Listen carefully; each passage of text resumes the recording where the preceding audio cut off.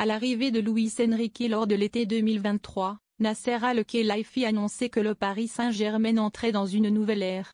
Le président du club francilien assurait qu'il n'y aurait plus de bling-bling et que désormais, le collectif allait l'emporter sur les individualités fortes.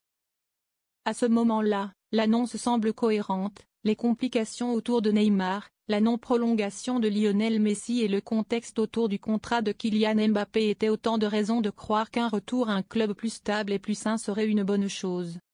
Mais aujourd'hui, force est de constater que le PSG est à la traîne sportivement.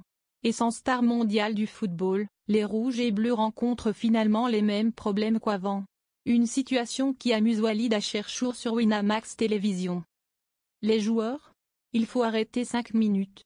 Les choix du projet sans star, sans joueurs extraordinaires. En fait, tu n'as pas les joueurs supérieurs qui te font gagner en Ligue des Champions, mais tu as toujours les mêmes caprices, les mêmes états d'âme. Si est extraordinaire.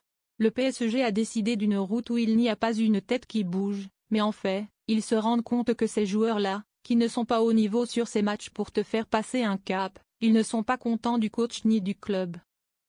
Si est trop marrant. Il y a les inconvénients sans les avantages. Remettez-moi les gros joueurs, parce que même s'il y avait les mêmes histoires, au moins, tu gagnais des matchs. C'est exclamé Walid Acharchour, qui pointe du doigt le fait que le PSG ne progresse pas depuis le départ des joueurs considérés comme des stars mondiales. Il énumère ensuite les nombreux joueurs qui ne font pas passer ce fameux cap au Paris Saint-Germain, parmi lesquels on retrouve Bradley Barcola, Ousmane Dembélé, Fabien Ruiz ou encore Marco Asensio. Le tout, plein de sarcasme.